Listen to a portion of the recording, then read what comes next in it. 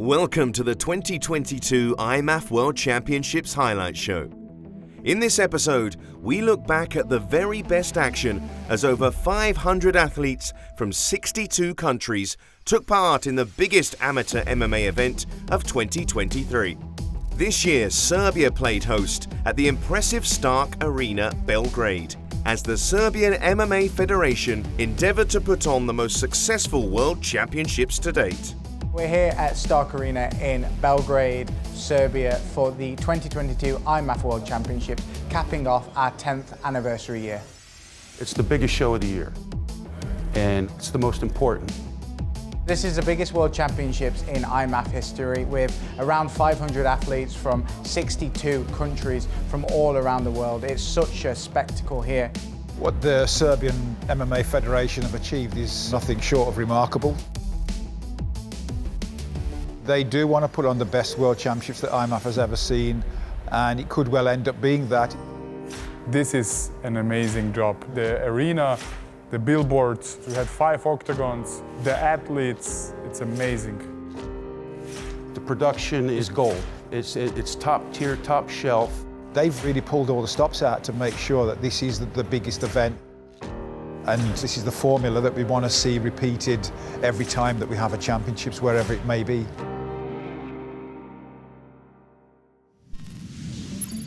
It's not all smooth sailing for a tournament the size of the IMMAF World Championships.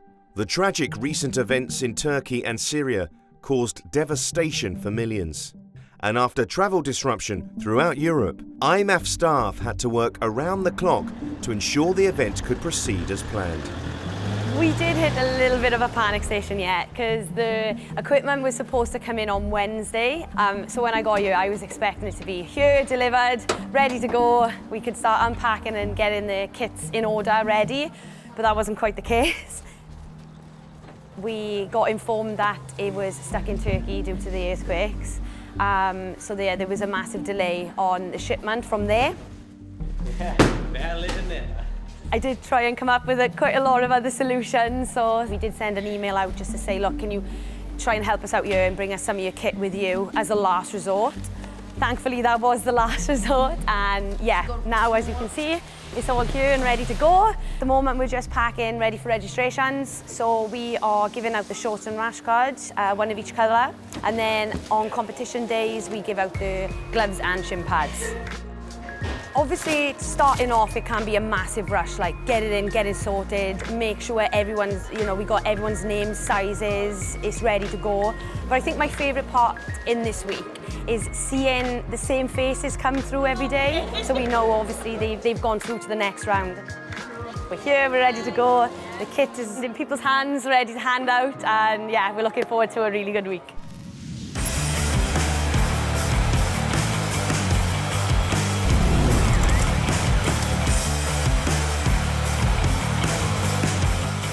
Day one of the tournament saw host nation Serbia fly through their competition. First up at welterweight, Milan Stojlovic was persistent in his pursuit of a submission, eventually stopping his Team Norway opponent with a standing guillotine choke. And Veljko Aleksic showed off his improved grappling against Team Angola, locking up a modified Das choke from mount to get the tap. Featherweights were in action on day one as well, as Australia's Jake Piper wasted no time taking out his opponent, showcasing his trademark power. Action, oh, beautiful right hook to the body, ground and pound here from Jake Piper. What a way to finish here in Belgrade in Serbia. Team Namibia's Veya Hinda put his country on the map with a slick finish over England's Mo Zuba. Take down tantrums of there, really trying to drive home. He's got to be mindful of the guillotine, though. Oh, look at that. That's tight. He switches to a Darcy, gets it. Wow. Congratulations, Namibia. Your guy got it done. Vijay Hinda.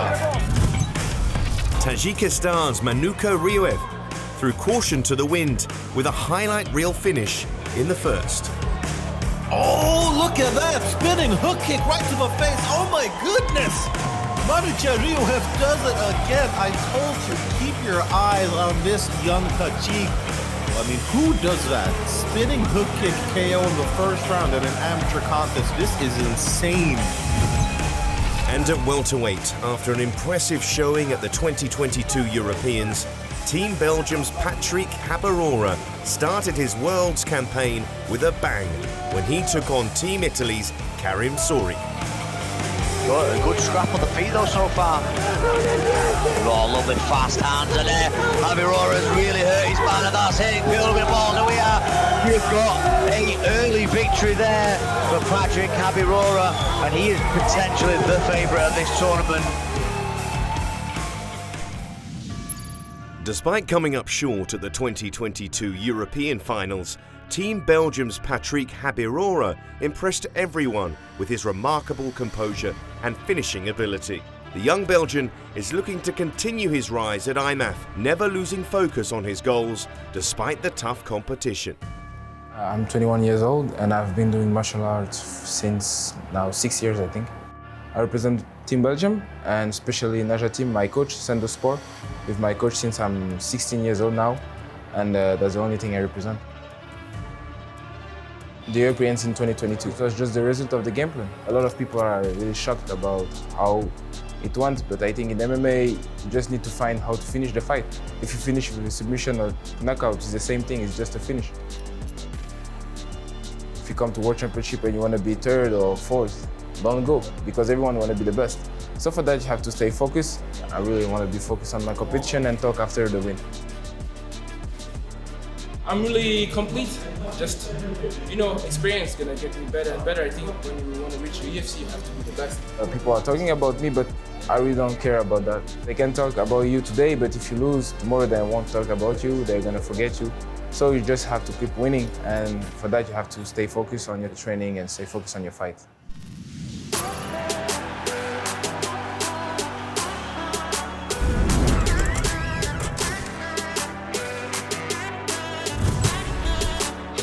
Day 2 saw Team Armenia enter the win column as junior welterweight Spartak Mikhailian turned the tables on his Team Bahrain opponent in the first round to score a quick finish. Armbar comes, oh, there it is! Out of nowhere! Spartak Mikhailian out of Team Armenia! Armbar out of nowhere, beautifully done! Armenia, you have yourself a quarter finalist. Defending senior welterweight world champion Ramazan Gitinov dominated his fight and looked to end things in round 2 when he found himself in a favourable position. Oh, and attacks his neck. Very quickly snaps that up. Very fast scramble, gonna get this. Very tight. Slovakian fighting with everything he possibly can to escape this position. So Ramazan Gitinov, persistence, chokes him unconscious. Ramazan Gitinov, once he gets hold of that neck, is relentless till he gets a finish. South Africa's Willy van Rooyen showed off his slick striking after some heavy exchanges with his opponent, before going high for a highlight reel KO. Bakruddin's shown his low kick quite a few times. If it could go up high, debating the check of, and a lovely right high kick from Van Rooyen, drops his opponent. What a finish from South Africa's Willy van Rooyen. Step through high kick, drops his opponent and finishes him off with some ground and pound. And at men's senior heavyweight, a tough back and forth fight for Owen Cartridge and hometown favourite Team Serbia's Stefan Savic. But it was the Englishman who emerged victorious in round 3 with a World Championships showstopper. Precarious situation to be in. There's the head kick. That's what he needed. Owen Cartridge with a crazy head kick finish in round 3. That's exactly what the doctor prescribed for Owen to finish the fight. You got to look for a finish. He had to finish it in the 3rd round, and he delivered for Team England. There were some familiar faces at this year's World Championships, none more so than UFC flyweight Molly McCann, who was on hand to guide Team England through their campaign. providing her knowledge and expertise to the next generation of British fighters.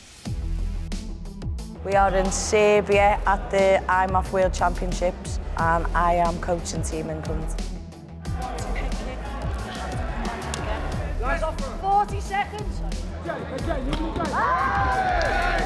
I decided pre-COVID to get involved with Emma. I said I want to help transcend the sport. I got asked to be a coach and ever since then I've been doing the national team training every month, and then I got asked did I want to come to the Worlds, and I think there was only one answer that was coming out of my mouth.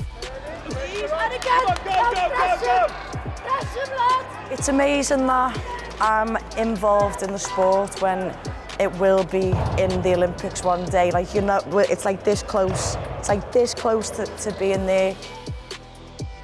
I really wish IMMAF was around when I was a mini meatball.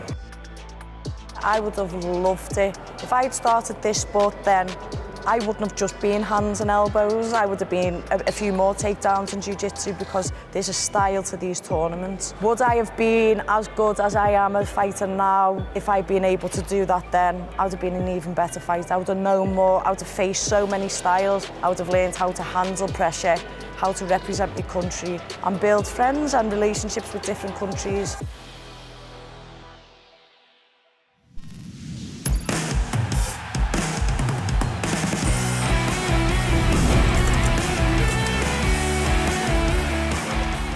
Day 3 and the quarter-final stages of the 2022 World Championships. Kazakhstan junior flyweight Dinara Ayapova made short work of her Team Spain opponent, snatching up a submission just seconds into the first round. Immediately in on the counter wrestling shot. Goes to the neck of Vakas immediately with the arm under the chin. It does seem tight. Yes, indeed. Could it be Ayapova with the first round finish? Rear naked choke win in just under 20 seconds. An upset for host nation Serbia as Ukraine's Anastasia Holinka used her superior grappling to end her bout via armbar and move into the junior flyweight semi-finals. Armbar attempt here. Holinka looking for the armbar hyperextension.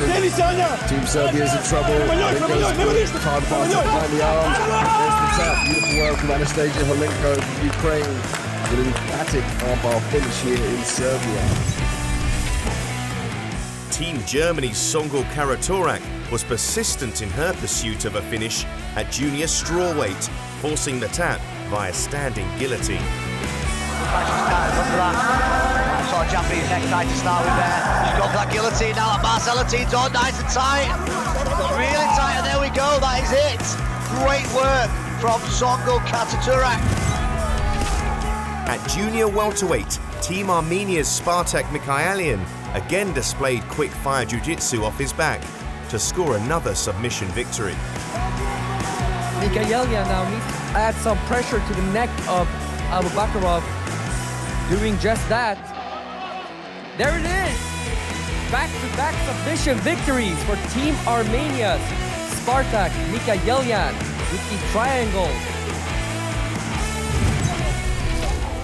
And in the senior bantamweight division, Bahrain's Murad Ibragimov used a scramble to surprise his opponent and finish the bout with an impressive striking combination. Spinning kick, lands, and then follows up with a left hook. Amazing finish there for Murad Ibragimov, the Kingdom of Bahrain.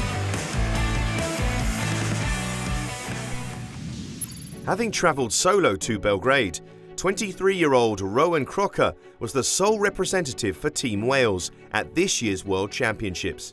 Despite the disadvantage, he excelled, winning all 4 of his preliminary fights to make it to the senior light heavyweight final. So I'm 23 now, and I started fighting MMA when I was 18 at the 2018 IMMAFs in Romania. Representing Wales, Rowan Crocker. Number 1, yeah? I made this decision to come here because I wanted to test myself against the best in the world. I'd like to set my year plan out before I start the competitive year. When I came back from COVID, the things that were on the list were win a Cage Warriors Academy belt, do the IMMAF 4 Nations, and then go to the Worlds. It's just me and my dad here, me and my dad Neil Crocker. You know, it's me and him versus the world, I suppose. The fact that I'm here on my own doesn't really make a difference to me. I came here to test my skills against the best fighters on the planet, and you know, what was I going to do? Say no when I'd said I was going to go. You know, I fought USA, Spain, Angola, Serbia. You know, I got one left now, which is Ukraine.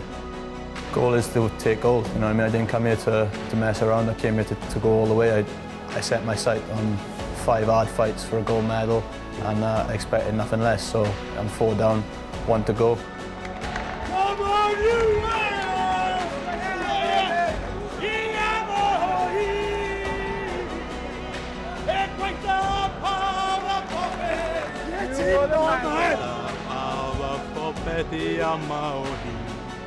The goal was to take gold, and that's exactly what I'm going to do.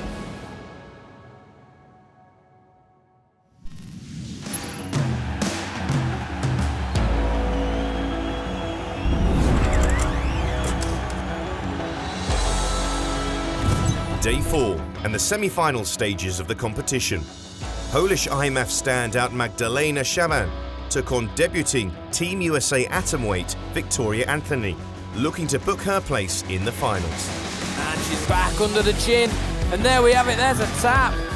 Magdalena Shaban with the 3rd round submission over the USA's Victoria Anthony. Team Serbia's Nikolija Milosevic, who previously won gold for Team Sweden, kept the pressure on her Polish opponent and showed her championship mettle in securing a finish. It looks like she's got full control of the situation. However, if Paulina Kompna stands up, oh, and she taps, wow! Nikolija Milosevic gets the choke without even having proper hooks. Team Armenia's Spartak Mikhailian kept up his reputation as a clinical finisher, yet again working from the bottom to end his bout by triangle choke. The angle here has got Hussein in dire trouble. There's the tap, beautiful work. Spartak Mikhailian from Armenia with a beautiful triangle finish here in Serbia. And the Czech Republic's Tagir Mukhmadov kept his cool, working his way out of a potential leg lock to end his semi-final by a TKO. But look at that, Mukhmadov gets out of it, nice work. And he's in a great position to score ground and pound here. Oh, these are heavy shots. The referee taking a close look at this, he's in full mount. This might be over, and that does it. The Czech Republic finish, and he secures a spot in the middleweight finals where he will face either Sweden or Bulgaria. Born to Serbian parents but raised in Gothenburg, Nikolija Milosevic, the former Team Sweden world and European gold medalist, made the switch to Team Serbia ahead of this year's World Championships. The chance to win the first ever gold medal for Serbia was an opportunity the reigning world champion was not going to turn down. My parents are from Serbia, but moved to Sweden. Then I was born in Sweden, in Gothenburg. I lived in Gothenburg my whole life, but we always traveled to Serbia, so I always felt 50-50. I didn't divide those countries, like both are very warm to my heart. For me, I feel Swedish and I feel Serbian, and that's never gonna change. Competing for Team Sweden was really fun because I met so many new people. It turned out to be a great experience because they welcomed me with open arms. I won gold while competing for Team Sweden in the Worlds 2021 and Europeans 2022. When I heard about the World being in Serbia, I thought I need to switch teams because the host country is Serbia and my parents are from here, and the best thing I know is to make them proud, and I know for sure they are very proud of me. My experience this week has been amazing, but also a little bit overwhelming because I'm not used to so much attention. It's a great feeling knowing that people actually enjoy watching you and that they are supporting you. You feel the love and you want to give the love back. Winning the World Championship for Serbia would feel amazing, really amazing, because then I have done it for both of my home countries. Nobody can explain that feeling.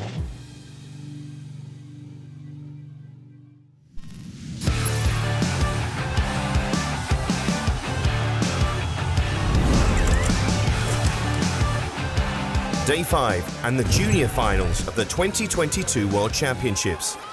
Team USA's Abigail Alvarez proved too slick for her Team Kazakhstan opponent, working for a choke early in the 3rd round. She might look to switch to the back though, wise decision. Got to get both hooks in, can't finish it here though, rear naked choke position. She's got a good squeeze, she can still finish this without the hooks. She needs to get more square on the back though. Yeah, she's a little too much to the side. Nice adjustment there from Alvarez. There's a tap. Wow, Abigail Alvarez does it again. She scores the first gold medal and she scores it for Team USA. At junior flyweight, Team Kazakhstan's Yasultan Shakinbey seized his opportunity to finish his bout against Tajikistan's Loik Ikramov to become a 2-weight world champion. Looks like he's got it. He's got plenty of time to crank it. Oh, that looks tight. There's a tap. Oh my goodness, Yasultan Shakinbey does it again. Another gold medal for this fantastic prospect. At junior light heavyweight, Team Bahrain's Gadzi Gadziev worked multiple routes to his opponent's neck before locking up a rear naked choke. Sneaky choke underneath the neck here. Looks like he might have the short choke and a switch to the rear naked choke. He's going to get the squeeze here, Seb. Yeah, he's got it. There's a tap. Gadziev taps out Dilchajon Asatulayev to win the gold for Team Bahrain here at the 2022 IMMAF World Championships. And at junior heavyweight, emotional scenes as Uzbekistan's Asorbek and Varyanov worked a modified arm triangle to finish his Australian opponent in the 2nd round. Oh, he's cleared the arm. He's cleared the arm here. Not as much of a choking mechanism now. More of a smother. Looks like there might be a tap here from Ali. The hand goes up. Ali taps. Asorbek Ambajanov gets it done and secures the gold medal here in Serbia.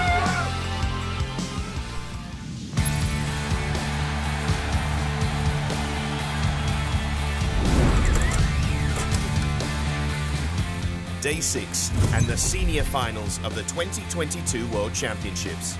At atomweight, former junior world champion Magdalena Shaban secured gold for Team Poland with an impressive armbar finish with only seconds left on the clock. Goes for the armbar. Oh, wow, right at the buzzer. Oh my goodness, Magdalena Shaban does it again.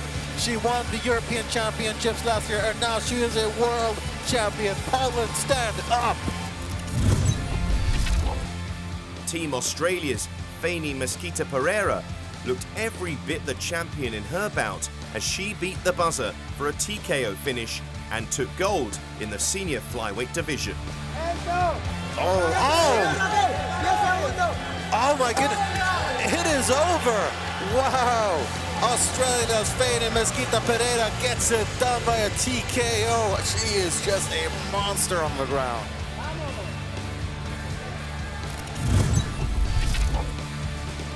Reigning featherweight world champion Sabrina de Sousa fulfilled her destiny to become a 3-time champ, defeating Czech Republic's Katarina Lisova by a rear naked choke. Looking for the rear naked choke. She's got it under the chin. She's got the squeeze, got the position here. Oh, I think the tap's gonna follow. There it is. Sabrina de Sousa does it again. 3-time world champion. I mean, she is just too good. Team Bahrain's Sultan Omarov capped off an impressive campaign in his middleweight final, submitting his Team Kazakhstan opponent with a powerful arm triangle choke. He's got the connection with the neck here. Sultan Omarov dropping down. There's a tap. Sultan Omarov gets it done here in Serbia. After out-wrestling Amikanov, he eventually forces the head and arm triangle for the victory and the gold medal. And at senior heavyweight, more success for Team Bahrain as Rasul Magomedov overwhelmed Germany's Tim Schwaber for a lightning-quick finish. Magomedov swarming in for the punches now. Barrage of punches up against the cage. Rasul Magomedov looking for the finish here in round 2. Oh yeah, he's really pouring it on. Schwaber's on thin ice. Oh, he goes down. Magomedov follows it up, and there, that is it. Rasul Magomedov TKOs Tim Schwaber to secure the gold here in the World Championships.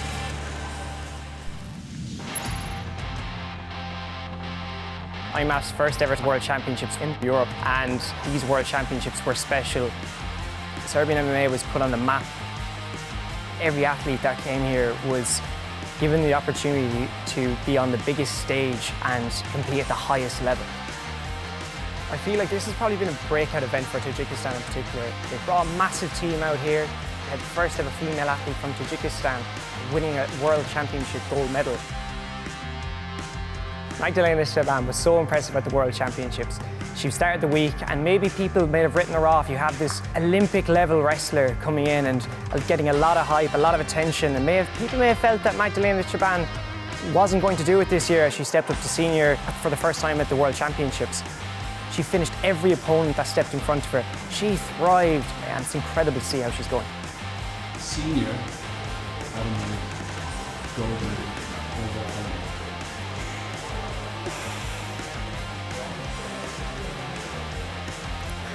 You can see. I'm so glad to be here. That was my last dance, you know. Now I feel that I can go for a pro. I'm ready for it. Famous Gita Pereira has topped off what's probably an incredible calendar year for Australia. And wow, what a way that she did it. It was exciting, and she dominated that division. It was incredible to view. It's been a really special week for Nikolija Milosevic. She's created history.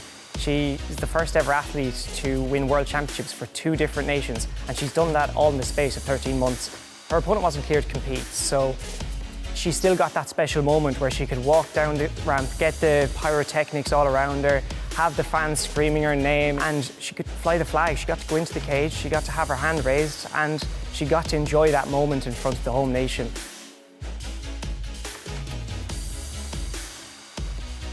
Team Bahrain had an incredible week. At the senior finals, they picked up 8 gold medals. They didn't drop 1 loss. They've been almost unstoppable at this event. But the 2 standouts have to be Sabrina de Sousa and Ramazan Gitinov.